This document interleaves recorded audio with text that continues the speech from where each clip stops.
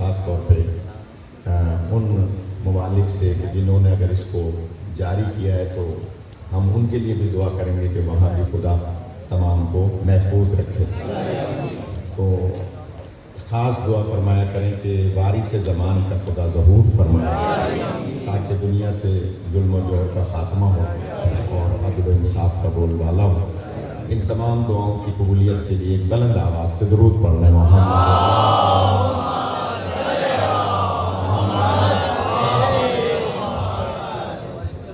इंतहाई शुक्रगुजार हूँ। कल मजलिस 2 घंटा कुछ 5-7 मिनट 10 मिनट हो गई और कई लोगों के फ़ोन भी आए कि क़िबला और पढ़ें और कुछ ने इशारतन कहा कि क़िबला कम पढ़ें। तो ज़ाहिर है कि बुज़ुर्ग हज़रात भी होते हैं और बहुत से लोग शुगर के मरीज़ हैं तो वो परेशान होते हैं। तो इंशाअल्लाह आज 1 घंटे में ही आपकी ज़हमतों को कल तक के लिए मुंतकिल करेंगे। तो दुआ फरमाएंगे एक दुरूद बुलंद आवाज़ से और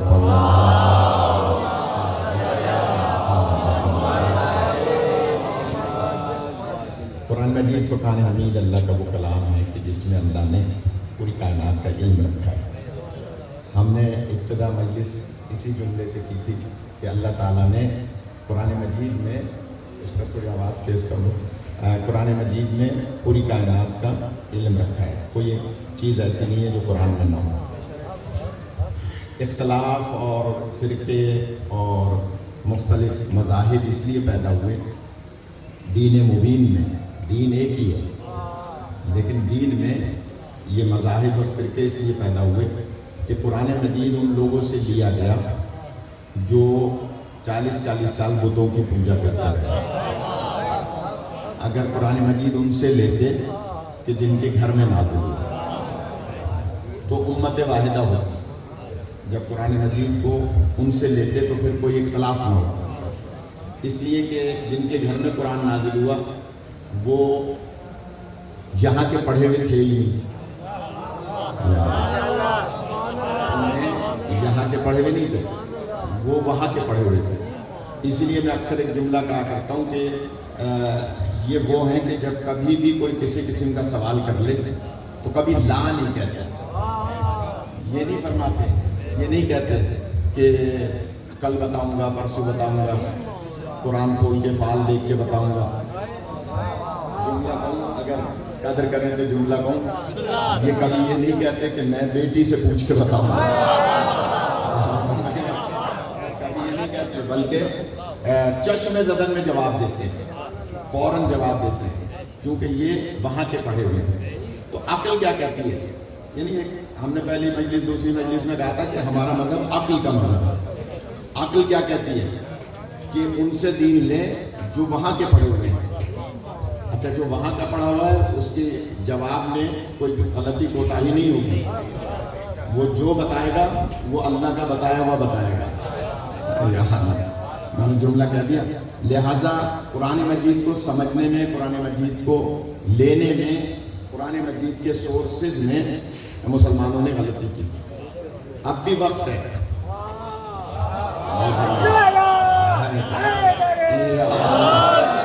क्योंकि क़यामत से पहले अगर लोग उनके दरवाजे पे आ जाएंगे तो अल्लाह गफूर रहीम है, अल्लाह दरगुजर करने वाला है, अल्लाह माफ़ करने वाला है। लिहाजा उनके दरवाजे पर आए जिनके घर में कुरान नाज़िल है।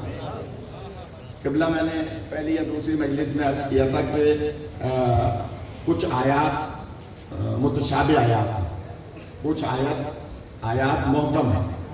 तो अल्लाह ने मोहकम और मुतशाबे इसलिए रखी कि अगर कुरान की मुतशाबे आयात समझ में ना आए तो उनके दरवाजे पर आए जिनके घर में कुरान नाज़िल है, और मोहकम आयात को पढ़ के कुरान खोल लें। अगर पूरा मुतशाबे होता तो कोई कुरान को हाथ ही नहीं लगाता। अब जबकि कुरान को अल्लाह ने मोहकम ज़्यादा रखा है, मुतशाबे कम रखा है, इसके बावजूद कुरान नहीं खोलते लोग। शिकायत करेगा ना ये कुरान। और एक जुमला कह दूँ, मासूम फरमाते हैं कि ये कुरान मजीद जिंदा किताब है, किताबुल हई है, जिंदा किताब है। यानी जिस घर में कुरान मजीद है वहाँ जिंदगी है, जिंदगी है। قرآن مجید ایک درود پڑھ لیں محمد والا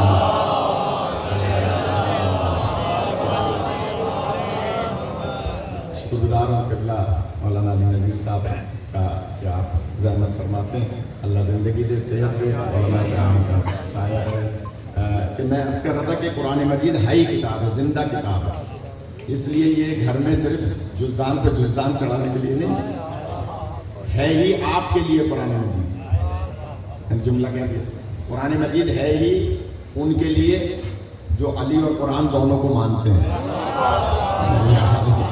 طالب شاہ صاحب توجہ کا طالب ہوں کہ جناب قرآن مجید ہے ہی آپ کے لیے، اس لیے کہ جنہوں نے قرآن دوسروں سے لیا ان کے یہاں اشتباہات پیدا ہوئے.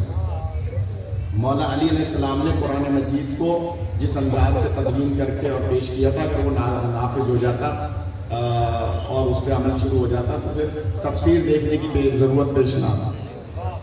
اس آیت میں بھی جو میں سرنامہ کلام قرار دے رہا ہوں اور اس پہ زیادہ بات ہم نہیں کر پائے، موضوع کہیں سے کہیں چلا جاتا ہے، تو اس آیت پہ بھی اختلاف پیدا کرنے کی کوشش کی کہ جناب یہاں گواہ رسالت سے مراد کون ہے اور عالم کتاب کون ہے.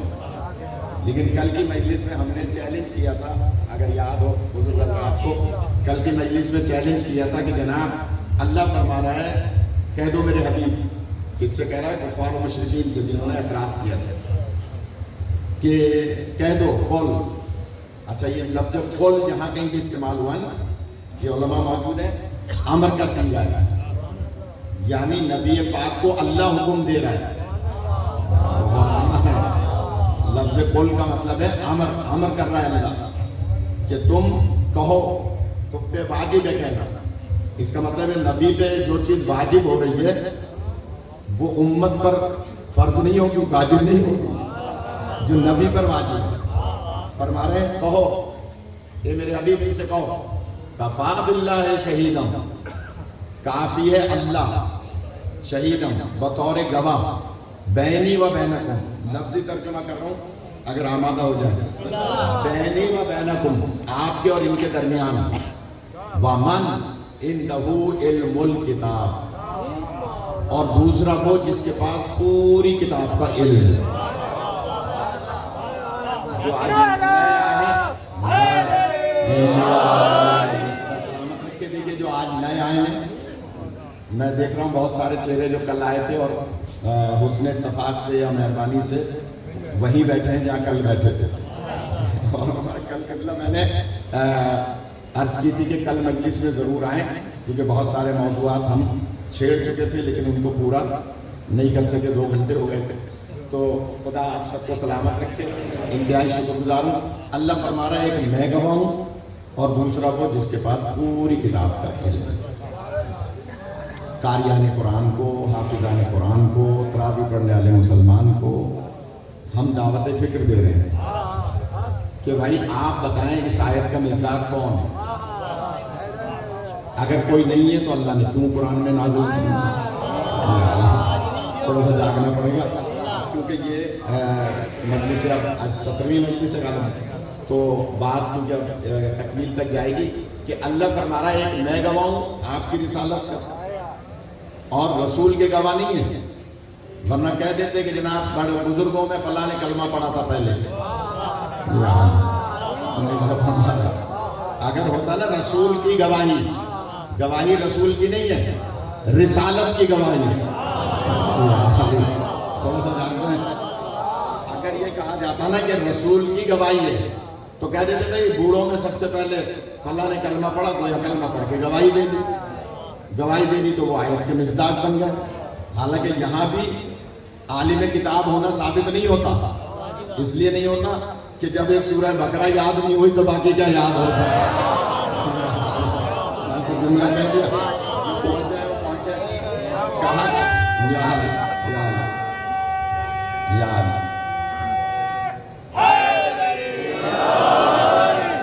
سلامت رکھے.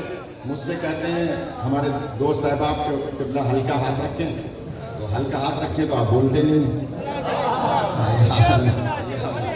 آپ نعرہ نہیں لگاتے. تو اب مجھے عادت پنجاب میں پڑھ پڑھ کے نعروں والی مجلس کی ہو گئی تو اس لیے میں وہ 10-15 منٹ 20 منٹ زیادہ پڑھتا ہوں کہ تاکہ بانیان یہ نہ کہیں کہ نعروں میں وقت چلا گیا. تو نعرے ضرور لگائیں, یہ اصلی نسلی ہونے کی علامت ہے.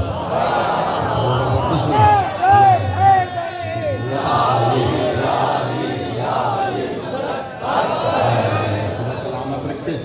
تو بس اس سے کوئی یہ نہیں کہ جناب. اور پھر یہ جو نام ہے نا اس میں اعظم ہے, مولا علی علیہ السلام کا نام ہے, اس میں اعظم ہے. اور ایک جملہ کہہ دوں, قبلہ سے پوچھیے گا, یہ اب تو قبلتین موجود ہیں, اور قبلہ سے پوچھیے گا اللہ کو جو اپنے صفاتی ناموں میں سب سے پہلا نام پسند ہے وہ ہے علی العظیم.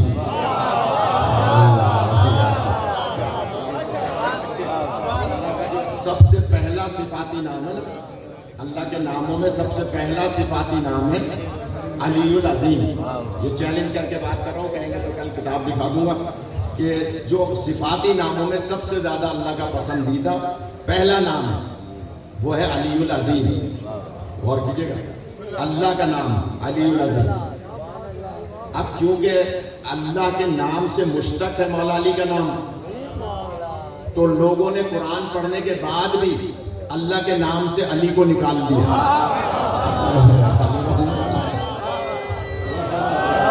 آپ دیکھیں کیا پڑھتے ہیں, ٹی وی پہ بھی بیٹھ کے پڑھتے ہیں صدق اللہ العظیم. ٹی وی پہ بیٹھ کے جب قرآن ختم کر رہے ہوتے ہیں یا آیت یا سورہ ختم کر رہے ہوتے ہیں تو کیا کہتے ہیں صدق اللہ العظیم. یہ علی العظیم کہنے میں کیا تکلیف ہے, جبکہ اللہ کو پسند ہی سب سے پہلا نام علی العظیم کا ہے. اب میں جملہ کہوں, باقیوں کو تو چھوڑ دیجئے آپ معاملات کو, جب مسلمان علی کی دشمنی میں اللہ ہی کا نام لینا برداشت نہیں کر رہا تو 14 کا نام لینا کیسے برداشت کر رہا.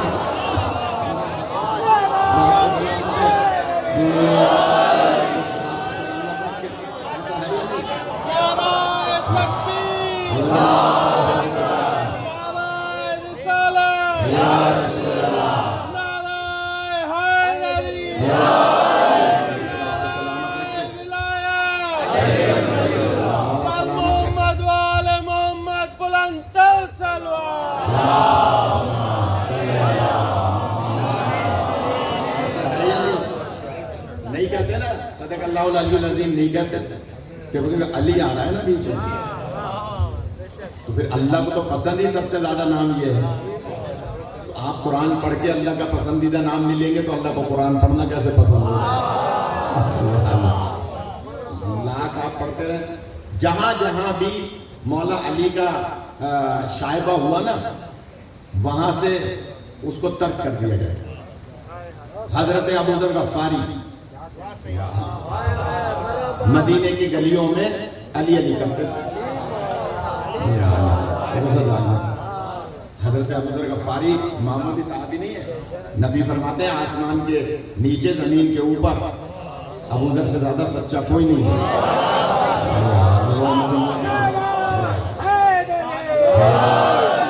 اب کوئی ناراض نہ ہو تو جملہ کہوں, آپ جن کو سچا کہتے ہیں ان کے لیے ایسی حدیث دکھا دیں تو ہم مان لیں گے.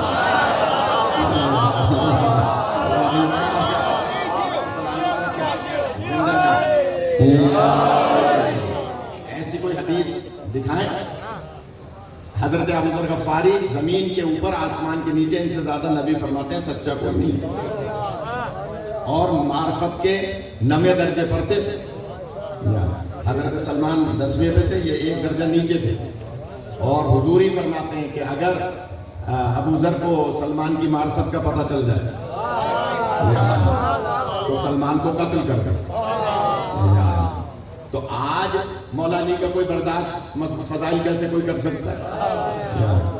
جب جناب سلمان والے فضائل جو مولا علی سے متعلق تھے, جناب سلمان ایک دن بیٹھے ہوئے چولہے پہ کچھ پکا رہے تھے, یعنی سالن پکا رہے تھے, اور اپنا پیر دیا ہوا تھا چولہے میں لکڑی کی جگہ, اپنا پیر دیا ہوا تھا اور اس سے آگ نکل رہی تھی, ہانڈی پک رہی تھی. حضرت ابوذر غفاری کو, حضرت سلمان کی شادی نہیں تھی, بچے نہیں تھے, شادی نہیں تھی, اکیلے رہتے تھے. لہٰذا آ گئے حجرے میں، دوست تھے، پتہ ہے کہ ابو ذر کے یہاں کوئی معاملہ زنانہ ہے نہیں سلمان کے یہاں، لہٰذا جناب ابو ذر ذرا سا اشارہ کر کے شرن اور گھر میں داخل ہوئے، دیکھا ہانڈی پکڑی گئی اور پیر اس میں دیا۔ جناب سلمان نے فوراً پیر باہر کر لیا اور کھڑے ہو کے آگے سلام کرنے، اور پیر ویسے ہی جیسے پیر پہلے۔ تو جناب ابو ذر نے پوچھا، جناب ابو ذر نے پوچھا سلمان یہ کیا دیکھ رہا تھا میں؟ یہ چولہا جل رہا ہے، تمہارے پیر سے آگ نکل رہی ہے، کیا دیکھ رہے تھے؟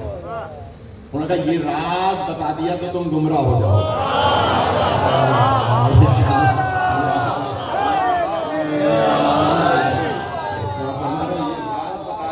گمراہ ہو جاؤ۔ اب بتائیے جب جناب سلمان کی معرفت کو ابو ذر نہیں پہنچ رہے تو علی کی معرفت کو ماضی کا بت پرست کیسے پہنچ سکتا؟ آپ کو زندگی عطا فرمائے،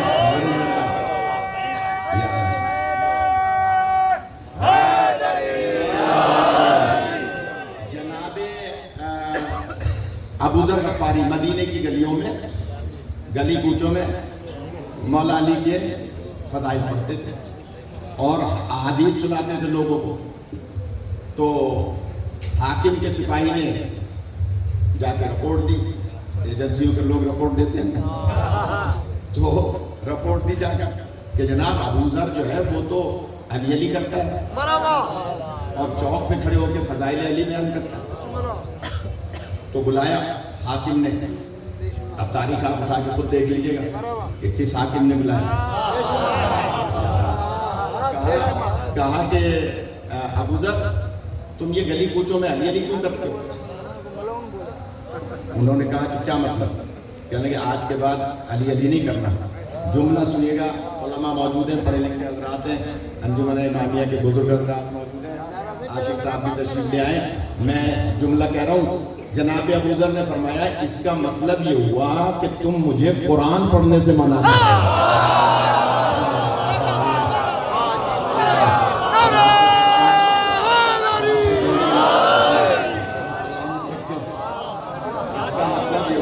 مجھے قرآن پڑھنے سے منع کر رہا ہوں، ذکر علی میں کر رہا ہوں تو قرآن کے مطابق کر رہا ہوں۔ تو میں کہاں ہے علی کا ذکر قرآن میں؟ جملہ سنیے گا، نو روایت میں ذمہ دار۔ تو حضرت ابو ذر غفاری فرماتے ہیں یہ بسم اللہ کیا ہے؟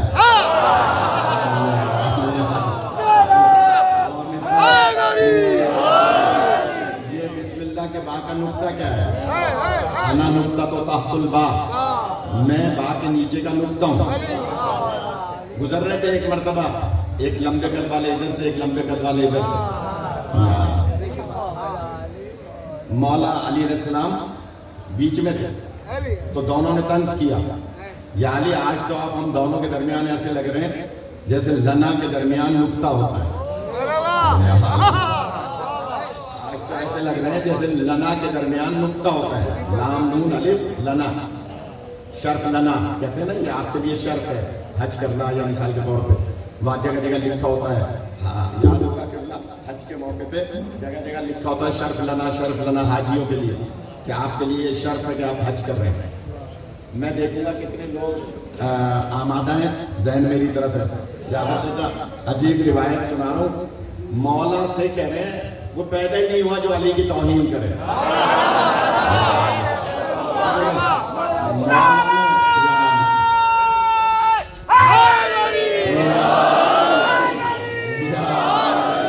سلامت رکھے، کیا کروں مولانا، تمید باندھنے میں ٹائم لگ جاتا ہے، آمادہ کرنے میں، کہ جناب مولا سے کہا کہ آپ ہم دونوں لمبے لمبے ہیں، آپ بیچ میں، ظاہر ہے کہ ذرا قد مولا کا، تو کہا کہ آپ جو ہے لنا کے درمیان کا نقطہ معلوم ہو رہے ہیں، جملہ کہوں اگر سمجھ جائیں، مولا فرماتے ہیں نقطہ ہٹا دو لا رہ جائے گا،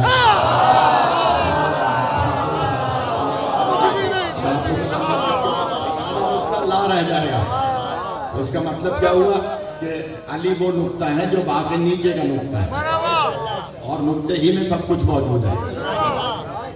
اگر اجازت دیں تو اس میں ایک بات یاد آ رہی ہے، میں کیا کروں، اسی وجہ سے ٹائم زیادہ ہو جاتا ہے، یہ بیچ بیچ میں باتیں یاد آتی ہیں. تو مولا با کے نیچے کا نقطہ ہے. چیلنج ہے میرا بھائی، غور کیجیے، چیلنج ہے کہ مولا علیہ السلام نے یہ کیوں نہیں فرمایا کہ میں جیم کے پیٹ کا نقطہ ہوں، یا خا لکھتے ہیں نا، خا کے اوپر کا نقطہ ہوں، کیوں نہیں فرمایا؟ حروف تہجی میں بہت ساری جگہوں پر ایک نقطہ ہے، چلے جہاں 3 نقطے ہیں ان کو چھوڑ دیں.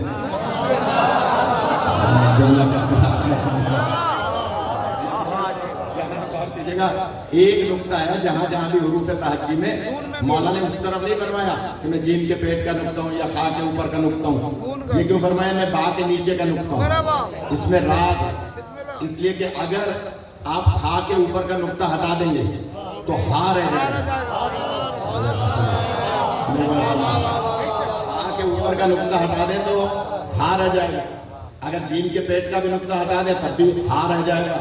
اس کا مطلب ہے کوئی نہ کوئی بدل میں حرف بن جائے گا.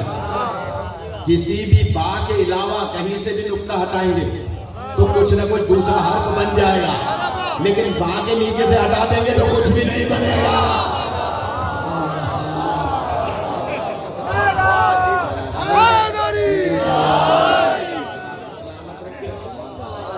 اصل مسئلہ ہی قرآن کو سمجھنے کا نہیں ہے، قرآن مجید کو سمجھا نہیں. ان کے دروازے پہ آئے جن کے گھر میں قرآن نازل ہو.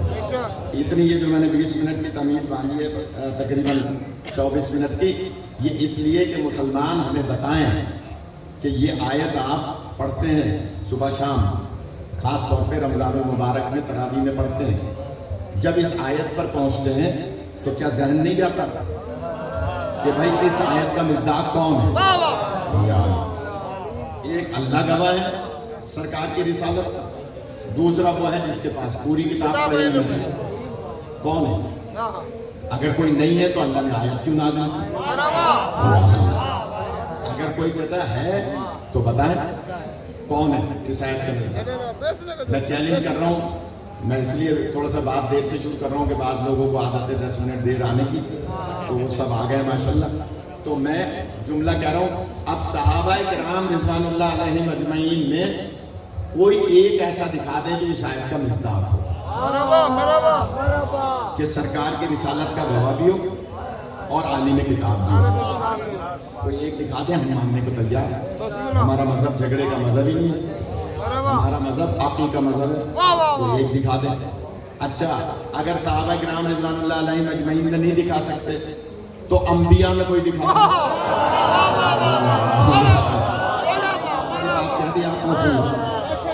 انبیاء علیہ السلام میں کوئی دکھا دیں کہ جو اس آیت کا مصداق ہو، کہ سرکار کی رسالت کا گواہ بھی ہو اور عالم کتاب بھی ہو.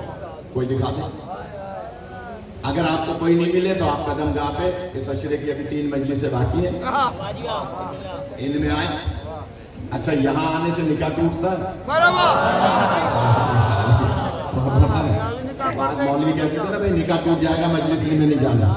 حالانکہ اب میڈیا نے اس بات کو غلط ثابت کر دیا ہے، کیونکہ پہلے خاص طور پہ تعزیے کے لیے کہتے تھے اور کہ تعزیہ مت دیکھنا ورنہ نکاح ٹوٹ جائے گا. آج میڈیا، الیکٹرانک پرنٹ میڈیا، خاص طور پہ چینلز کمپٹیشن میں ریٹنگ بڑھانے کے لیے بڑھ کے تعزیے بھی دکھا رہے ہیں، زلزلہ بھی دکھا رہے ہیں، علم بھی دکھا رہے ہیں، جھولے بھی دکھا رہے ہیں، جلوس بھی دکھا رہے ہیں. اب کس کس کے گھر میں کس کس کی بیوی کا نکاح ٹوٹ رہا ہے، کس کس کا نکاح جو ہے وہ باقی ہے. سارے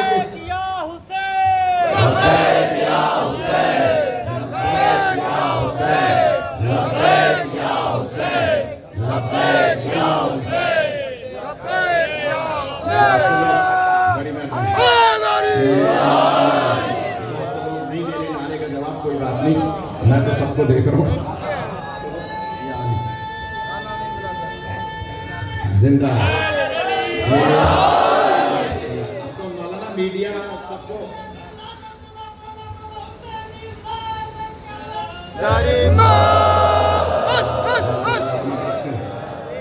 عزت عطا فرمائے کہ جناب یہ شکر ہے کہ ہمارے بھائی کلمہ کو اب سمجھ گئے ملا مولویوں کی باتوں کو، کیونکہ یہاں سے شعور بلند ہوتا ہے۔ یہ جو مجلس ہے نا، کوئی کسی کے پاس ایسا انسٹیٹیوٹ نہیں ہے سوائے ہمارے پاس۔ اس لیے جو پڑھے لکھے لوگ ہیں، جو منصف مزاج ہمارے بھائی برادران اہل سنت ہیں، وہ ٹی وی پہ بھی مجلس سنتے ہیں اور مجلس میں بھی آتے ہیں۔ انہیں پتہ ہے کہ بہت ساری چیزیں جو وہاں نہیں بتائی جاتی وہ یہاں بتائی جاتی ہیں، دعوت فکر ہوتی ہے۔ لوگوں کو پتہ چلتا ہے کہ صاحب یہ دروازہ جلائے جانا کیا تھا، لوگوں کو پتہ چلتا ہے کہ یہ فدق چھینا جانا کیا تھا، یہ آخر ماجرا کیا ہے، نہیں بتایا جاتا۔ مدارس میں جو مختلف فرقوں کے مدارس ہیں وہاں سرے سے نہیں بتایا جاتا، آیات قرآن مجید کی تشریح نہیں کی جاتی، اولی الامر سے مراد کون ہے نہیں بتایا جاتا، امام مبین سے مراد کون ہے۔ لہذا ان مجالس میں شعور بلند ہوتا ہے، اور جو بھی ذرا سا بھی کلک کر جاتا ہے وہ دروازہ اہل بیت پہ آ جاتا ہے۔ اس لیے میں گزارش کروں گا کہ یہ دروازہ ہے جنت کا دروازہ۔ آپ دیکھیے مسجد میں جانے کے بھی اصول ہیں، آپ بغیر وضو کے مسجد میں منع ہے کہ آپ مسجد میں جائیں، اگر غسل بھی واجب ہے آپ پہ تو مجبوری ہے، کوئی اور راستہ نہیں ہے تو تیزی سے گزر جانا ہے، آپ رک نہیں سکتے نجاست کی حالت میں مسجد میں۔ آپ نے بے شک کہہ دیا، مجھے ایک بات یاد آ گئی، سرکار نے سب کے دروازے بند کرا دیے تھے۔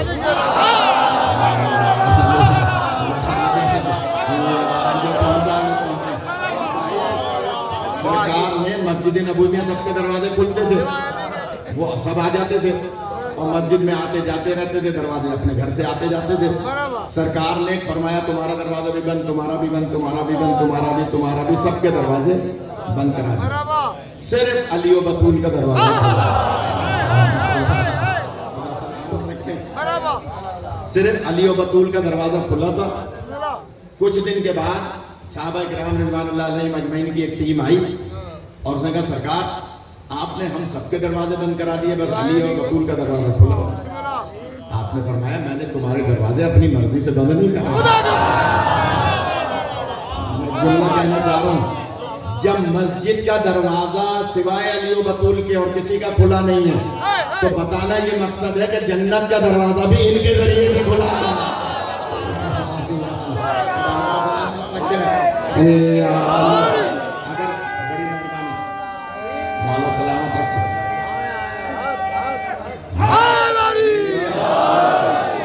ان کے بغیر جنت کا دروازہ بھی نہیں ہے۔ الحسن والحسین سیدہ شباب اہل جنہ، جہاں جنت کے سردار ہیں، ان کے ماں باپ ان سے بھی افضل ہیں، لہذا دروازہ ایک ہی فرماتے ہیں میں نے اپنی مرضی سے تمہارے دروازے بند نہیں کیے، اپنی مرضی سے علی و بطول کے دروازے کھلے نہیں رکھتے، اللہ کی مرضی سے دروازہ کھلا رکھا ہے ان کا، اور تمہارے دروازے اللہ کی مرضی سے بند کیے۔ یہ مسجد کے اندر دروازہ بند ہونا دعوت فکر ہے، اس پہ ہم مولوی بولتے نہیں۔ اللہ نے فرمایا کہ جب مسجد نبوی میں آپ نہیں آ سکتے بغیر نبی کی اجازت سے، تو پھر جنت میں بھی نہیں جا سکتے بغیر نبی اور آل نبی کی اجازت سے۔ اچھا ایک جملہ اور کہوں پیچھے والوں کے لیے، اس گھر میں جو علی و بطول علیہ السلام کا گھر ہے، اس میں صرف یہ 5 ہی نہیں رہتے تھے، فضہ بھی رہا کرتی تھی۔ اس کا مطلب ہے یہ بھی ایسی پاک و پاکیزہ ہیں جو ان سے تمسک کر رہے ہیں۔ تو بات لمبی ہو گئی، میں تو صرف یہ عرض کر رہا تھا کہ مسلمانوں کو دعوت فکر ہے۔ آج کی مجلس ہم 1.25 گھنٹے سے زیادہ نہیں جائیں گے، میں چاہ رہا ہوں کہ بات آ جائے کہ جنابے کیونکہ 10-15 منٹ تمہید والے میں کاٹوں گا تاکہ میٹر والے آ جائیں کہ جناب سوال ہے مسلمانوں سے دعوت فکر ہے کہ اس آیت کا مصداق کون ہے؟ اگر آپ کے پاس ہے تو ہم ماننے کو تیار ہیں، لیکن شرط یہ ہے کہ جو اس وقت موجود ہو جب نبی کو رسالت مل رہی تھی، اور وہ عالم کتاب بھی ہو۔ کل میں نے بحث کی تھی کہ عالم کتاب سے مراد ہے جو 4 آسمانی کتابوں کا عالم ہے۔ صاحب آپ آپ نہیں تھے کل، مولانا بھی نہیں تھے، جو حضرات نہیں تھے ان کے لیے دوہرا رہا ہوں قبلہ کعبہ حیدرآباد صاحب سے دعا لینے کے لیے کہ جناب الف لام میم، خاص طور پہ الف لام واو الف لام، جس آیت میں بھی ابتدا میں اللہ نے استعمال فرمایا ہے اس سے مراد ہے کہ اس کے اندر جتنی بھی عظمتیں ہیں وہ سب اس میں پنہاں ہیں۔ آیت میں فرمایا قل کفی باللہ شہیدا بینی و بینکم ومن عندہ علم الکتاب۔ اچھا جو عقیدے والے لوگ ہیں ان کے لیے ایک جملہ کہہ رہا ہوں، کوئی ناراض نہ ہو۔ لفظ شہید کی بھی کل میں نے بحث کی تھی۔ شہید اسے کہتے ہیں جو عینی گواہ ہو، جس نے واقعہ اپنی آنکھوں سے دیکھا ہو۔ تو اب سوال یہ ہے، کوئی ناراض نہ ہو، ناراض ہو تو بعد میں ہم اوپر نیاز کھاتے ہیں وہاں آ جائے۔ میں جملہ کہہ رہا ہوں، لفظ شہید آیت میں ایک ہے، مصداق دو ہیں، ایک اللہ اور دوسرا وہ جو آیا تمام کتاب کا عالم ہے۔ ایک اللہ اور دوسرا وہ جو عالم کتاب ہے۔ لفظ شہید ایک ہے۔ اچھا اگر ایسا ہوتا کہ اللہ اپنے لیے لفظ شہید استعمال کرتا اور عالم کتاب کے لیے لفظ شاہد استعمال کرتا تو ہم سمجھ جاتے کہ اللہ ان کو شاہد کہہ رہا ہے بات کا اور اپنے آپ کو شہید کہہ رہا ہے عینی۔ بہت بڑا مسئلہ حل کرنے جا رہا ہوں۔ قبلہ کعبہ مولانا قاسم صاحب آپ کے بھی استاد تھے اور یہ بہت بزرگ استادوں کے استاد تھے۔ میں جملہ کہہ رہا ہوں ان سے، ہم جب وہاں سلطان مدارس میں تھے تو میں نے عرض کی قبلہ یہ سے بات سمجھ میں نہیں آ رہی۔ آپ نے فرمایا کہ گواہی رسالت کی منزل میں جیسا شہید وہ ہے ویسا شہید یہ ہے۔ آپ کو سلامت رکھے۔ دیکھیے کوئی مجھ پہ غلو کا فتویٰ نہ لگائے، اور کیجیے گا کوئی غلو کا فتویٰ نہ لگائے۔ لفظ شہید ایک ہے، گواہ دو ہیں، جیسا وہ ویسا عالم کتاب۔ ماننا پڑے گا وہ بھی شہید یہ بھی شہید، پھر حاضر ناظر کسے کہا جاتا ہے؟ کم از کم علماء سے تو دعا چاہوں گا میں کہ جناب اللہ فرما رہا ہے کہ ایک میں گواہ ہوں اور دوسرا وہ جس کے پاس پوری کتاب پہ ہے۔ جملہ کہہ دوں جیسا شہید وہ ویسا شہید یہ۔ مگر اب مجھ پہ کوئی فتویٰ لگے اس سے پہلے تشریح کر دوں کہ جناب وہ شہید ہے خالق ہونے کے ناطے، یہ شہید ہے مخلوق ہونے کے ناطے۔ نہ اس جیسا کوئی خالق ہے نہ اس جیسے کوئی مخلوق ہے۔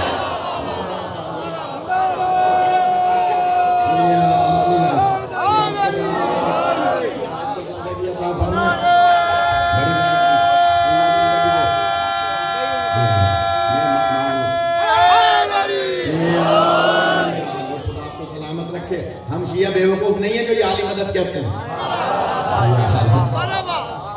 اس لیے کہ ہمیں پتہ ہے جہاں ہم نے یہ عالی مدد کہا اور ہماری مدد ہو گئی۔ کیسے ہو گئی؟ جو رسول کی رسالت کا گواہ ہے۔ ابھی تو ہم نے ثابت کرنا ہے کہ کیسے گواہ ہے۔ آج کی حد تک میں چاہ رہا ہوں کہ یہ ثابت کر دوں، کیونکہ ساجد شاہ صاحب نے کہا گیا جو ہے کہا کہ قبلہ بس ذرا ہلکا ہاتھ رکھیں، تو اس لیے میں جلدی سے جملہ کہہ رہا ہوں کہ جناب اللہ ایک گواہ ہے، دوسرا وہ جس کے پاس پوری کتاب کا ہے۔ کل میں نے مثال دی تھی جب بی بی فاطمہ بنت اسد آئی تھی،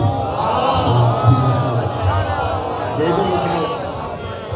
بہت شکریہ ڈاکٹر صاحب، آپ کے مہمان بھی آئے ہوئے تھے لیکن آپ تشریف لائے، بہت شکر گزار ہوں۔ جلدی سے جملہ کہہ رہا ہوں، مہمان بھی آئے ہیں ساتھ نہیں؟ اچھا، تو جب بی بی گئی تھی خانہ کعبہ کے نزدیک، کل میں نے مثال دی تھی اگر یاد ہے، اور دیوار کعبہ سے مصون تھی، دیوار پھٹی تھی، بی بی اندر تشریف لے گئی تھی، پھر دیوار بن گئی تھی۔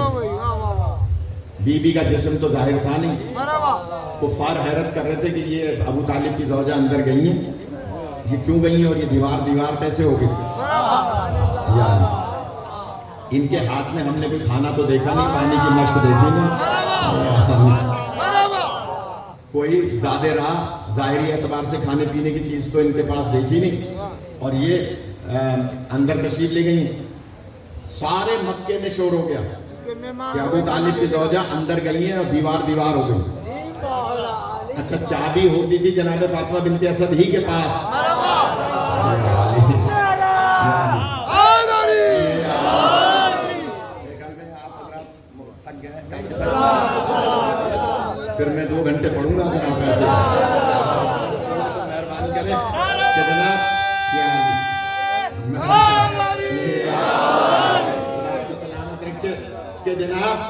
ہمارے کراچی کے مولوی تو گھڑی دیکھتے ہیں، دقیقے دیکھتے ہیں، اور میں اپنا خون پسینہ دیتا ہوں تو بہت سے گردن بھی نہیں ہلاتا.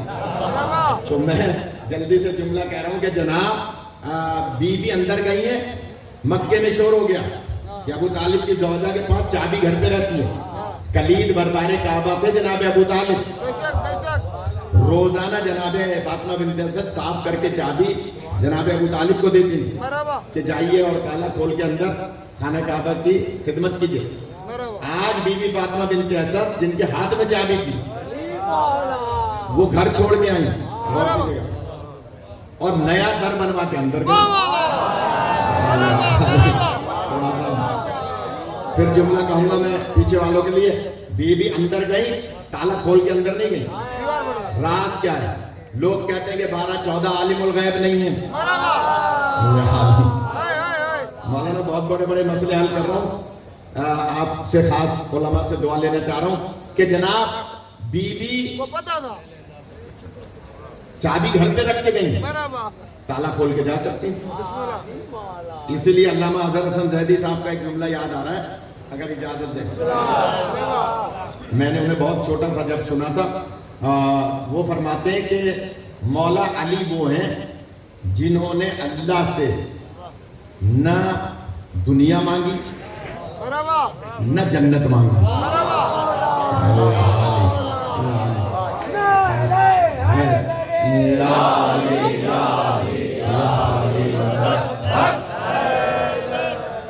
دیکھیں انہوں نے بات کر دی، جو بات کرتا ہے وہی دلیل دیتا ہے. انہوں نے ہی دلیل دی ہے اور میں نے اس میں ایک دو لطیف باتیں اور نکالی ہیں اگر اجازت دیں تو. میر عابد صاحب عجیب بات ہے جو کہنے جا رہا ہوں، اور وہ یہ کہ فرماتے ہیں کہ دنیا معیار علی سے اتنی پست تھی کہ اسے طلاق تو دے سکتے ہیں، طلب نہیں کر سکتے. علامہ کا جملہ ہے دنیا مولا علی کے معیار سے اتنی پست ہے کہ اسے طلاق تو دے سکتے ہیں، طلب نہیں کر سکتے. پوچھئے گا ان علماء سے مجلس کے بعد، اور بھی بہت سے علماء میں دیکھ رہا ہوں مدرسے کے تشریف فرمائے، پوچھئے گا دنیا کہتے کس کو ہے؟ جو بہت بینک بیلنس کرتے ہیں اور بینک بیلنس کر کے مر جاتے ہیں، ان کے لیے خاص طور پہ جملہ کہہ رہا ہوں. دنیا کہتے کس کو ہے؟ دنیا کہتے ہیں عربی گرامر میں خراب ترین عورت. یہ قربہ کے مقابلے میں ہے. قربہ کہتے ہیں اعلیٰ ترین خاتون کو. افل و تفضیل میں بے مثل و بے مثال بی بی کو قربہ کہتے ہیں، اور دنیا کہتے ہیں خراب ترین عورت کو. تو طلاق تو عورت ہی کو دی جاتی ہے. اب پتہ چلا مولا علی کو نبی نے اختیار کیوں دیا تھا.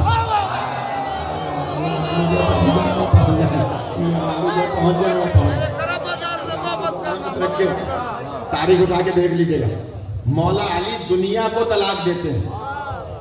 3 طلاق دی دنیا کو کیونکہ ان کے معیار سے اتنی پست ہے. اچھا جنت طلب نہیں کی. اب علامہ کا جملہ ہے، ان کے درجات بلند ہوں گے. وہ فرماتے ہیں کہ جنت اس لیے طلب نہیں کی کہ طلب کی وہ چیز جاتی ہے جو دسترس سے باہر ہو.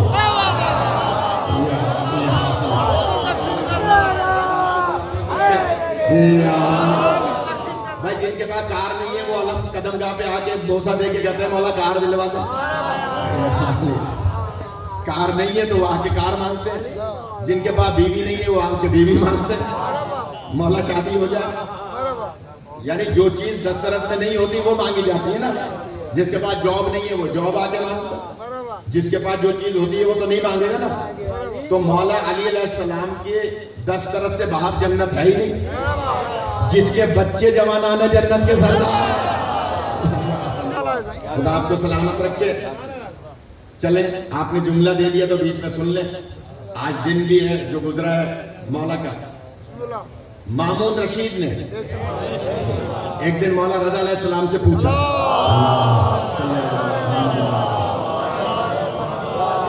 خدا را غور کیجئے گا میرا اپنا مزاج ہے، بیچ بیچ میں باتیں آ جاتی ہیں.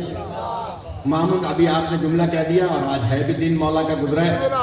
مولا سے مامون رشید نے پوچھا یہ سمجھ میں نہیں آتی حدیث کہ آپ کہتے ہیں کہ علی کے لیے نبی پاک نے فرمایا کہ یا علی انت قسیم النار والجنہ، اے علی آپ جنت و دوزخ کے بانٹنے والے ہیں. یہ کیسے ہو سکتا ہے؟ اتنے سارے لوگوں کو جنت، اتنے سارے لوگوں کو جہنم، علی کیسے بانٹیں گے؟ مامون رشید نے پوچھا. مولا کا مولا رضا علیہ السلام کا جواب سنیے. مولا فرماتے ہیں تم نے یہ حدیث سنی ہے کہ نبی نے فرمایا کہ علی کی محبت ایمان ہے.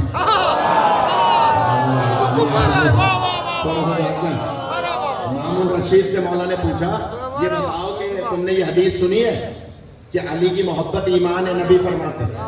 کہاں سنی ہے؟ اچھا یہ بھی حدیث سنی ہے کہ علی سے بغض کفر ہے.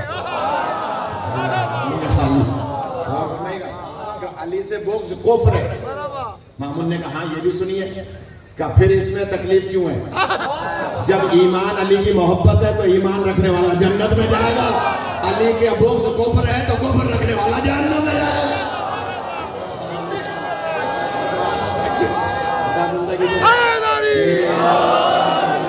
آپ کو سلامت رکھے. کیسے جواب دیتے ہیں معصومین؟ مولا علی رضا علیہ السلام بلندر سلوات.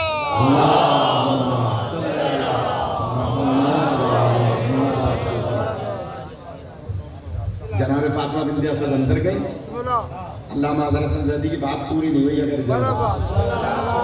فرماتے ہیں کہ علی نے نہ اللہ سے دنیا مانگی نہ جنت مانگی. پھر ایک جملہ ہے اللہ نے چاہے صاحب کے لیے خاص طور پر، وہ یہ بہت لطیف آدمی ہے، مجھے تو ان کی اب معرفت ہوئی ہے. مولانا صاحب معرفت علماء یہاں تشریف فرمائے. میں جملہ کہہ رہا ہوں کہ علامہ فرماتے ہیں کہ تمام فضیلتیں علی کے دروازے پہ آ کے فضیلتیں حاصل کرتی ہیں. علامہ کا جملہ آپ کو سلامت. صاحب آگے عجیب بات ہے، تمام فضیلتیں بھائی تھکے ہوئے، تمام فضیلتیں علی کے دروازے پہ آ کے فضیلت حاصل کرتی ہیں. اگر علی مدینے میں رہ کے دعا کرتے کہ یا اللہ مجھے نبی بلا لیں اور مجھے علم دے دیں، تو علامہ فرماتے ہیں ہم مان لیتے کہ علی کی تمنا ہوتی کہ علم میرے ہاتھوں میں آیا. لیکن اگر یاد علی پڑھ کے بلا کے علم دیا ہے تو مان لو علم کی تمنا ہے کہ میں علی کے ہاتھوں میں جاؤں.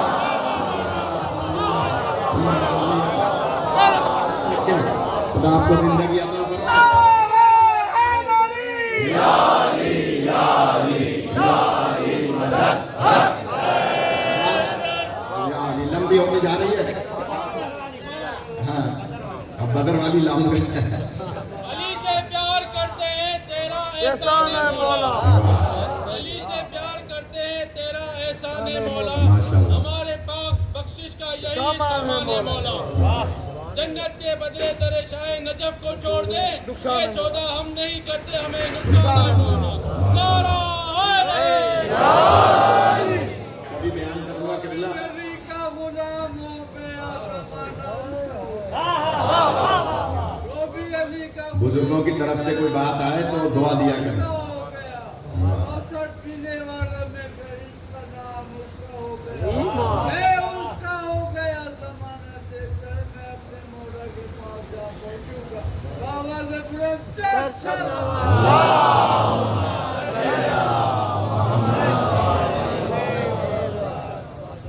دیکھیے اگر مولا علی علیہ السلام نے پلاننگ کی ہوتی نا، کچھ لوگوں کو انگوٹھیاں سونے چاندی کی دے دی اور کہا ہوتا کہ بھائی آ جانا میں نماز پڑھ رہا ہوں، تم آ کر صدا دینا، میں اشارہ کر کے انگوٹھی دے دوں گا تو اللہ انما ولیکم اللہ کی آیت نازل کر دے گا. بھاری جملہ کہوں، اگر ایسا نہیں ہوا اور حالت رکوع میں سائل نے آ کر صدا دی اور مولا نے انگوٹھی دے دی اور آیا انما ولیکمُ-اللہ نازل ہو گئی، تو ماننا پڑے گا کہ علی کی تمنا نہیں ہے کہ میں ولی بن جاؤں، ولایت کی تمنا ہے کہ میں علی کے پاس جاؤں۔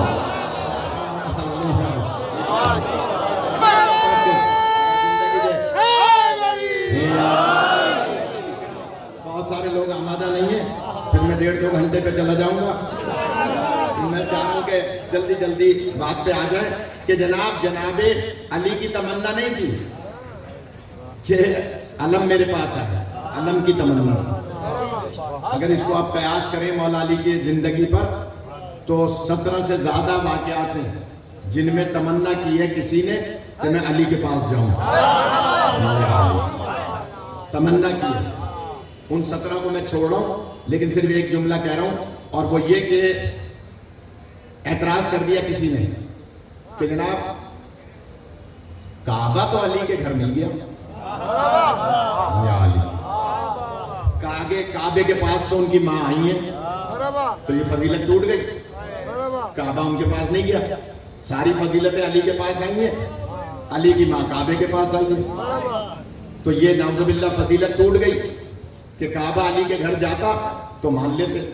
تو اب جملہ کہہ دوں، اگر فاطمہ بنت اسد، زور دے کے کہہ رہا ہوں اپنے مزاج کے خلاف، گھر سے چابی لے کر دروازہ کھول کے اندر جاتی تو ہم سمجھ لیتے کہ فاطمہ بنت اسد کی تمنا ہے کہ علی اس میں پیدا ہو۔ اگر علیحدہ سے در بنا ہے تو مان لو کعبے کی تمنا ہے کہ علی اس میں پیدا ہو۔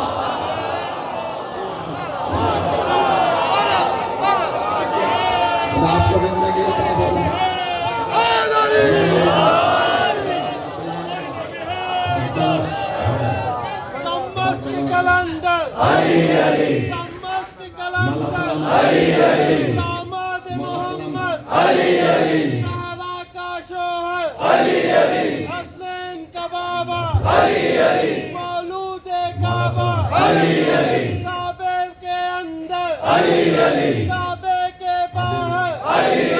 جنت کے در پہ جبریل کے پر پہ جنت میں ملیں گے، پھر جام پیئیں گے، پھر خوب پیئیں گے، سورج کی کرنیں، موجوں کی روانی، نعرہ حیدری، یا علی یا علی یا علی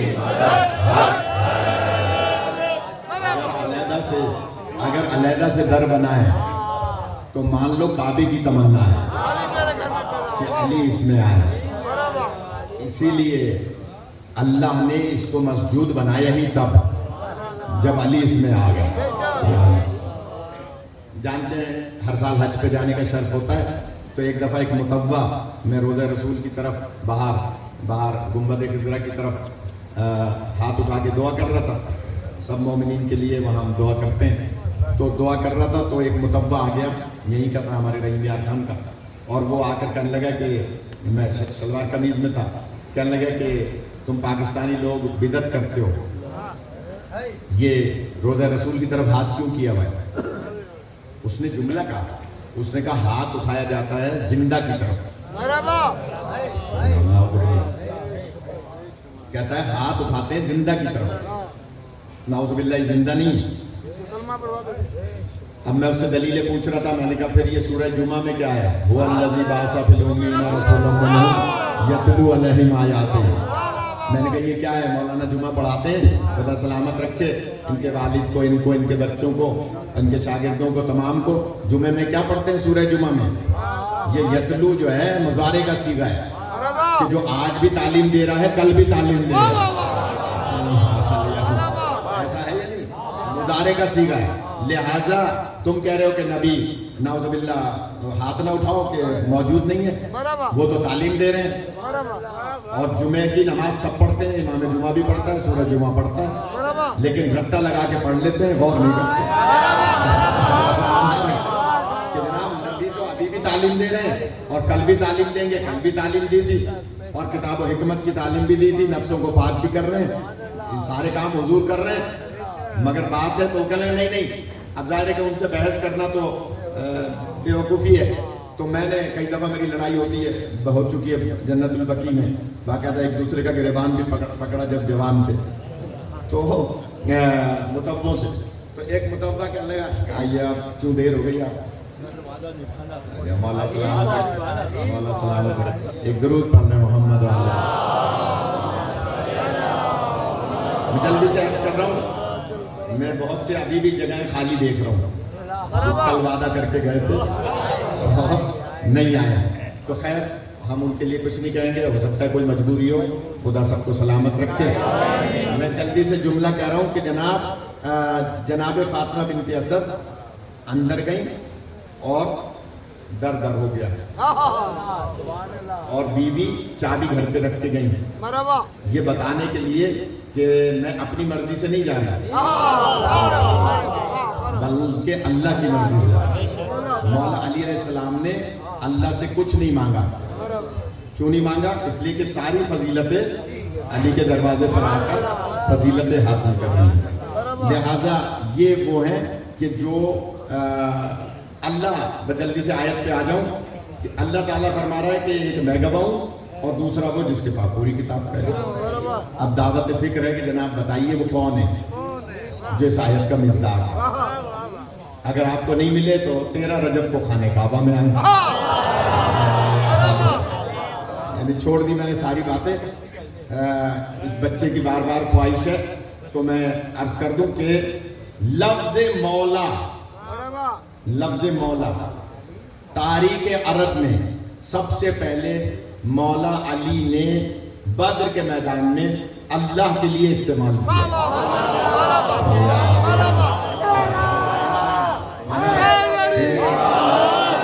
علماء سے پوچھ لیجئے گا، نہیں ملے تو یہاں سے کتاب اٹھا لیجئے گا، تہذیب المتین فی تاریخ امیر المومنین علیہ السلام۔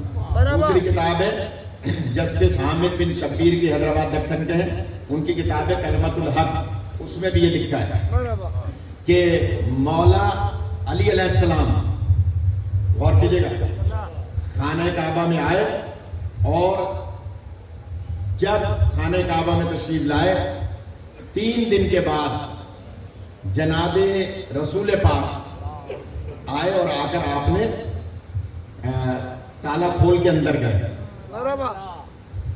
جملہ کہنا چاہ رہا ہوں، بدر میں پہلی مرتبہ جب کفار و مشرکین، خاص طور پہ ابو جہل، اونٹ پر بٹھا کر کبھی لے آتا تھا لات کو، کبھی لے آتا تھا منات کو، کبھی لے آتا تھا حبل کو، اور وہ مسلمان جو نئے مسلمان تھے وہ روب میں آ جاتے تھے کہ ان کے پاس تو لات ہے، ان کے پاس تو منات ہے، ان کے پاس تو حبل ہے، ان کے پاس تو بت ہیں، لہٰذا دوڑ کے آئے رسول پاک کے پاس 313 میں سے کچھ، اور آ کر کہا سرکار خیمے میں ان کے پاس تو لات ہے۔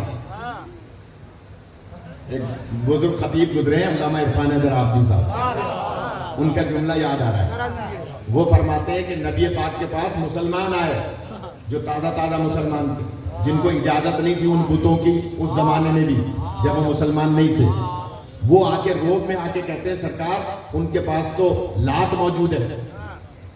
علامہ فرماتے ہیں نبی پاک اب اپنے صحابہ کو بت تو نہیں دے سکتے، البتہ بت شکن دے سکتے ہیں۔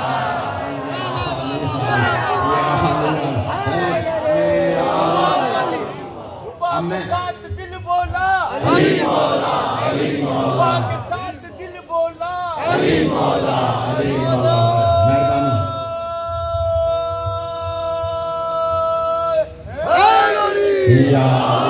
سلامت علیکم، جلدی سے سمیٹ رہا ہوں کہ جناب نبی پاک نے فرمایا، علی خیمے میں موجود تھے، اور یہ لکھا ہے سیرت ابن ہشام میں کہ اس وقت جب صحابہ کرام نے آ کے کہا کہ سرکار وہاں تو لات موجود ہے، جنگ پہلی جنگ ہے نا، تازہ مسلمان ہیں، اسلام کی پہلی جنگ ہے، بقول ڈاکٹر پر اسرار کے ابھی راز و رموز سے واقف نہیں ہے، کہیں چوری چھپے شراب بھی پی لیتے تھے، کہیں جو ہے بتوں کی بھی پوجا کر لیتے تھے، آہستہ یہ اس کے جملے ہیں ڈاکٹر اسرار کے کیوں ٹی وی پر، کہ کیونکہ نئے مسلمان تھے، بتدریج اسلام رائج ہوا تھا، نافذ ہوا تھا، پرانی عادتیں بہت آہستہ چھوٹتی ہیں، لہٰذا جو لوگ دیر سے آتے ہیں دیر کے آنے کے عادی ہیں ان کی بھی عادت دیر سے آنے کی تو عادت دیر سے چھوٹتی ہے نا ناراض مت ہوئیے گا مگر میں جملہ کہہ رہا ہوں کہ جناب علی علیہ السلام کے لیے نبی نے فرمایا کہ جاؤ علی ان کفار کو ان کے نعرے کا جواب دو بدر میں پہلی جنگ ہے صرف 313 مسلمان ہیں تھوڑے سے ہتھیار ہیں ایک آدھ دو تین گھوڑے ہیں سارے اس وقت غربت کا عالم ہے میں ایک جملہ کہوں مولا علی کا پہلے سے نبی پاک کے پاس موجود ہونا اس بات کی دلیل ہے کہ ان کے روب میں آ کر نبی کے پاس آ کر کہنے والوں میں علی شامل نہیں تھے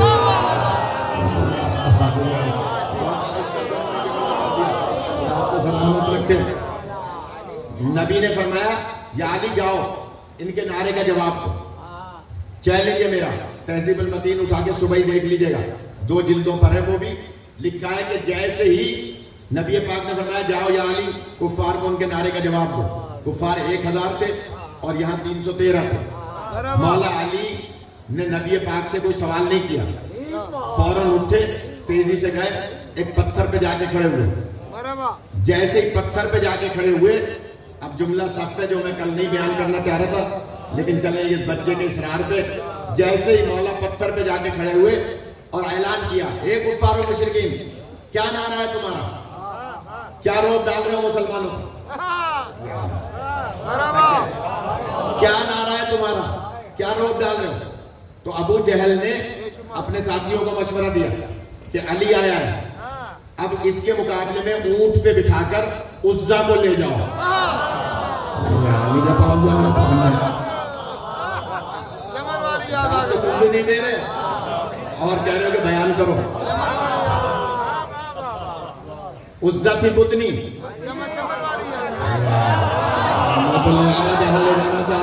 جو پہنچ جائے پہنچ جائے عزا کو بٹھا کر اونٹ پر مولا علی کے سامنے لے آئے پتہ چلا یہ کفار کی پرانی عادت ہے آپ کو سلامت رکھے اس طرح والے ناراض ہو رہے ہیں مجھے لگتا یہ بات نہیں پہنچ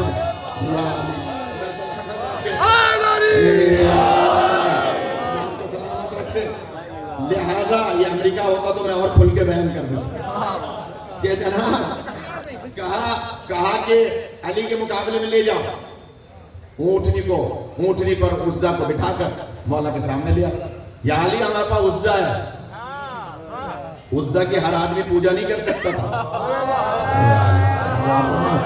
اس کے لیے خاص ہوتے تھے مخصوص وی آئی پی بتنی تھی لہذا کوئی اس کی تاریخ اٹھا کے دیکھ لیں عام آدمی پوجا نہیں کر سکتا تھا جو ڈھیر سارا سونا لا کے سامنے رکھے وہ پوجا کر سکتا تھا لہذا اس زمانے میں کفار کے دور میں لہذا لے آئے اونٹنی پر مولا نے ایک مرتبہ عزا کو دیکھا ایک مرتبہ صحابہ کو دیکھا ایک مرتبہ آسمان کی طرف دیکھا اور ہاتھوں کو بلند کر کے فرمایا اے کفار و مشرکین اتنے ہاتھ بلند کیے کہ آپ کی سفیدی بغل ظاہر تھی اتنے ہاتھ بلند کیے فرمایا اے کفار و مشرکین تمہارے پاس عزا ہے تو کیا ہوا ان اللہ مولائی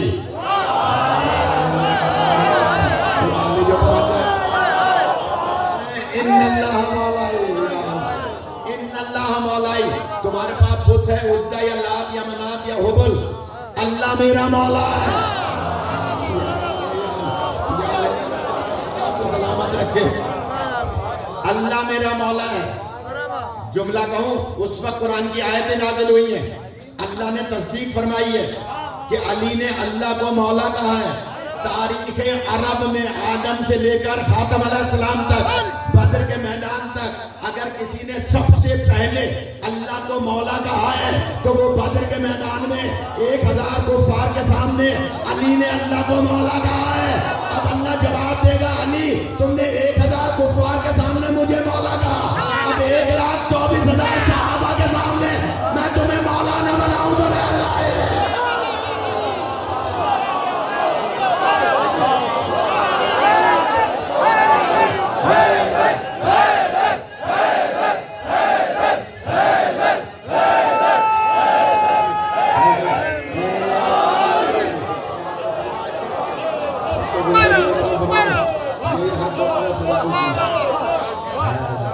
مولا زندگی عطا فرمائے. بہت شکریہ. بڑے بڑے مولا زندہ رہیں. خدا آپ کو سلامت رکھے. اگر انجمن کے صدر سیکرٹری 10 منٹ اور دے دیں.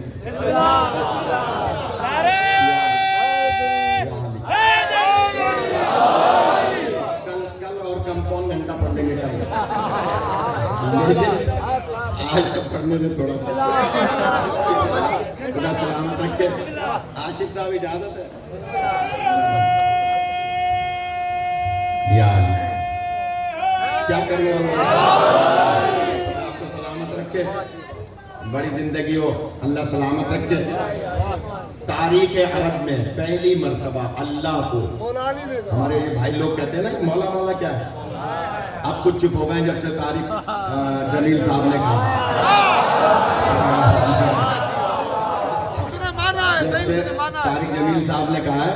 اور انہوں نے تو بڑا سخت جملہ کہا تھا جو یوٹیوب پر بھی موجود ہے کہ میں من کن تو مولا و فاض علی مولا کہہ رہا ہوں تو تمہارے منہ کیوں سوج رہا ہے.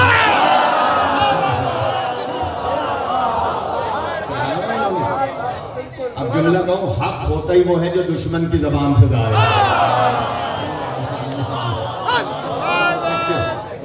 حق ہوتا ہی وہ ہے جو غیر کی زبان سے ظاہر ہے. تو آ جائیں گے سب آہستہ آہستہ قیامت سے پہلے.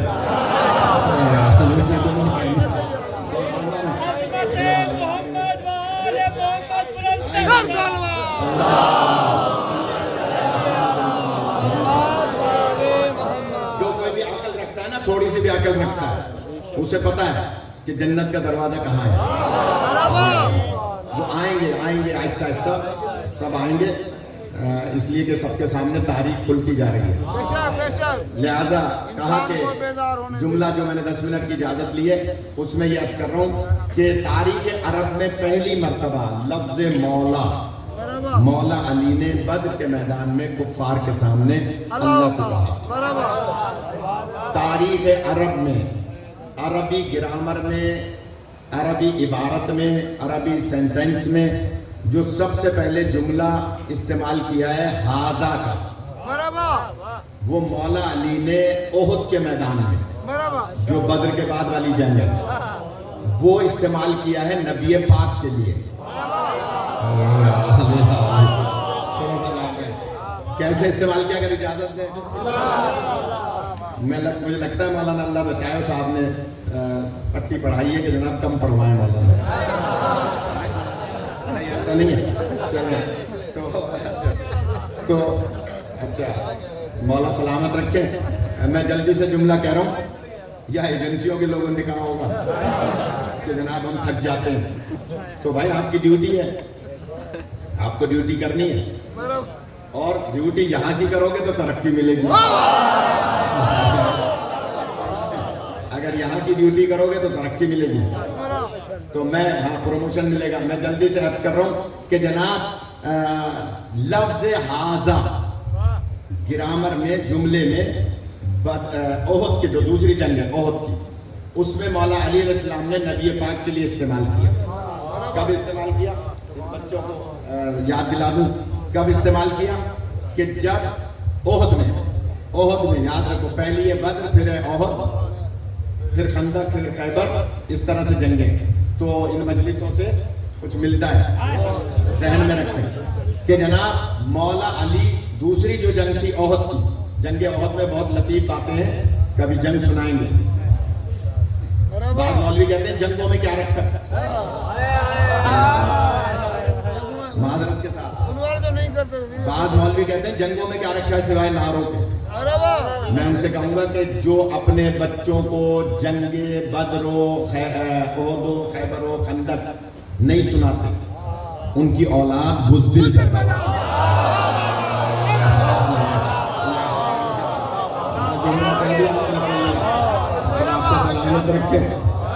ان کی اولاد بزدل پیدا ہوتی ہے.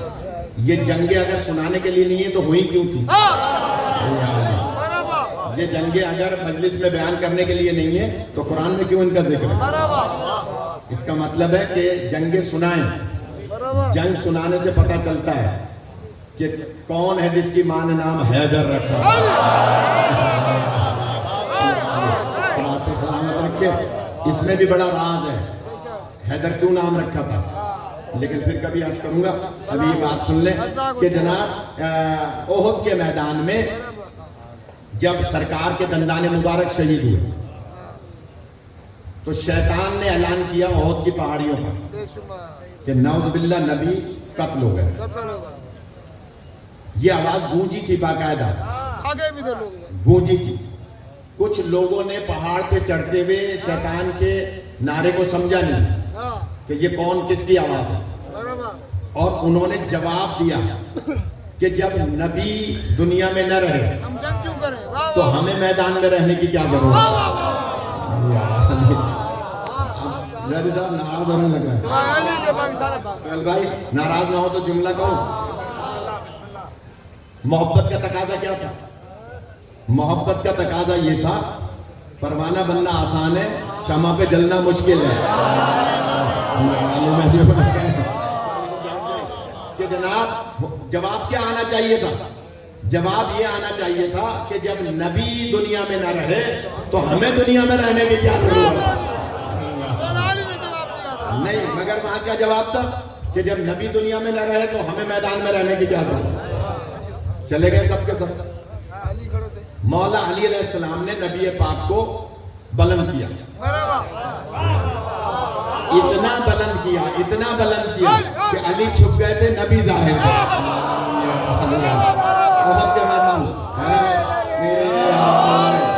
اتنا بلند کیا کہ علی چھپ گئے، نبی ظاہر تھے.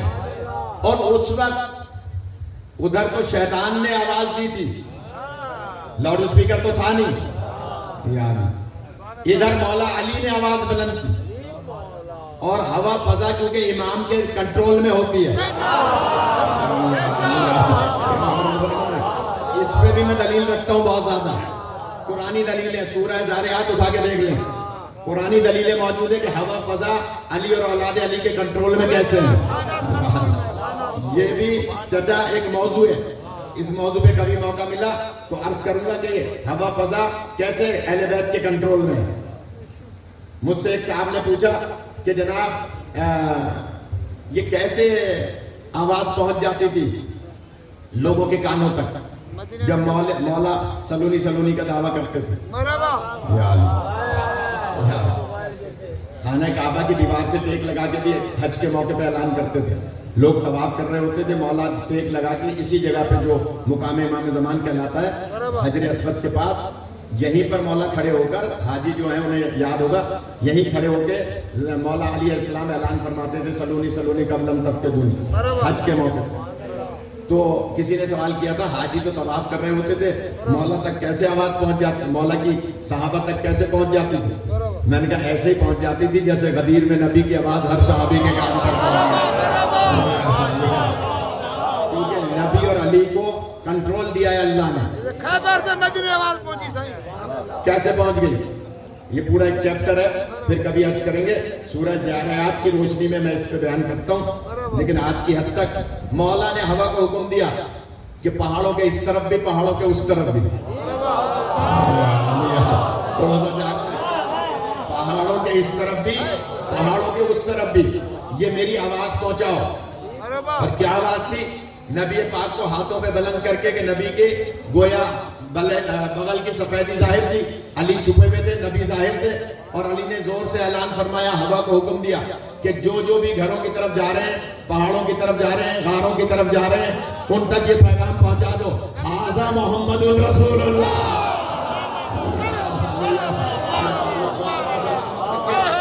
اب جملہ کہوں، علی نے بدر میں اللہ کو مولا کہا، احد میں نبی کو ھذا کہا.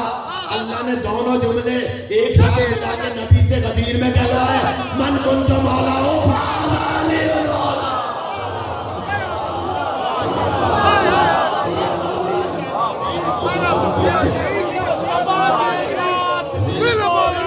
علی مولا، علی مولا، علی مولا، علی مولا، علی کے ساتھ نبی بولا، علی مولا، علی مولا، نعرہ حیدری، خدا آپ کو سلامت رکھے. ہم دعوت فکر دے رہے ہیں اور کل اور انشاءاللہ آئندہ کی تینوں مجالس میں ثابت کریں گے کہ وہ گواہ رسالت اور عالم کتاب کون ہے. جب رسول پاک کی رسالت کا گواہ اور چاروں آسمانی کتابوں کا عالم آپ کو مل جائے تو پھر حق بنتا ہے کہ آپ اس کے دروازے پر آئیں. لہذا ثابت کریں گے انشاءاللہ. خدا آپ سب کو سلامت رکھے، سوائے غم اہل بیت کے کسی غم میں مبتلا نہ ہوں. عزیزارو، آپ سب جانتے ہیں کہ یہ ان بیویوں سے منسوب دن ہے کہ جو ایسے گردن ہاتھ بنوا کر اپنے بالوں سے اپنے چہرے کو چھپایا. یہ وہ بیویاں ہیں آپ سب جانتے ہیں کہ قدرت نے مولا حسین علیہ السلام کو جو تحفے دیے تھے ان میں ایک تحفہ رباب بھی ہے، ایک تحفہ سکینہ بھی ہے، ایک تحفہ علی اصغر بھی ہے. جن کی چھوٹی چھوٹی اولاد ہے وہ اس مسائل کو سمجھیں گے. عزیزانو، خدا آپ کو کسی غم میں نہ رلائے. یہ روایت ابو حمزہ سمالی کی ہے. علماء موجود ہیں کہ ایک مرتبہ شدید گرمی تھی، مدینے میں شدید گرمی تھی، لوگ دیواروں کے سائے کو تلاش کر کے گزرتے تھے. ابو حمزہ کہتے ہیں، خود ان کی روایت ہے، ابو حمزہ کہتے ہیں کہ ایک دن میں مولا سجاد علیہ السلام کی خدمت میں پہنچا اور میں نے دروازے پر دستک دی.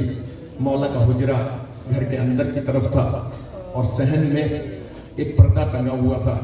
مولا نے اندر سے آواز دی، ابو حمزہ آ جاؤ، پردے کا انتظام ہے، تم آ جاؤ. تو ابو حمزہ کہتے ہیں میں تیزی سے گرمی کی وجہ سے، سخت دھوپ کی وجہ سے، ظہر کے بعد کا ٹائم تھا، میں تیزی کے ساتھ صحن سے گزرتا ہوا جب مولا کے حجرے میں پہنچا تو میری آنکھوں میں آنسو تھے. میں نے مولا سے کہا، مولا آپ تو کریم امام ہیں، آپ تو غلاموں اور کنیزوں کو کبھی سزا نہیں دیتے ہیں. مولا آپ تو غلاموں اور کنیزوں کو کبھی سزا نہیں دیتے ہیں، آپ تو کریم ابن کریم ہیں. مولا میں گزر رہا تھا تو مجھے محسوس ہوا کہ پردے کے اس طرف کوئی بیوی دھوپ میں بیٹھی ہوئی ہے اور باپردہ بیوی دھوپ میں بیٹھی ہوئی ہے. مولا اگر کسی کنیز کو سزا دی ہے تو مولا میں معافی مانگتا ہوں، مولا آپ معاف کر دیجئے، آپ تو کریم ابن کریم ہیں. عزیزانو سنیں گے، یہ سننا تھا. مولا سجاد کھڑے ہو گئے، ابو حمزہ بھی کھڑا ہو گیا. مولا فرماتے ہیں، ابو حمزہ تم نے کیا سوال کر لیا؟ ارے وہ کوئی کنیز نہیں ہے، وہ میری ماں رباب ہے. ارے جب سے وعدہ کر کے آئی ہے کہ اے میرے والی، میں نے آپ کی لاش کو دھوپ میں دیکھا تھا. اے علی اصغر، میں نے تمہیں دھوپ میں دیکھا تھا. میں نے کبھی ٹھنڈا پانی پیو گی، میں کبھی سائے میں بیٹھوں گی. عزیزانو، ابو حمزہ کہتے ہیں، مولا آپ ان سے کہیے سخت دھوپ ہے. عزیزانو، مولا فرماتے ہیں، اے ابو حمزہ، ہم نے کئی مرتبہ التماس کی کہ اے اماں اب تو ٹھنڈا پانی پی لے، اب تو سائے میں بیٹھ جائیں. عزیزانو، خدا آپ کو کسی غم میں نہ رلائے.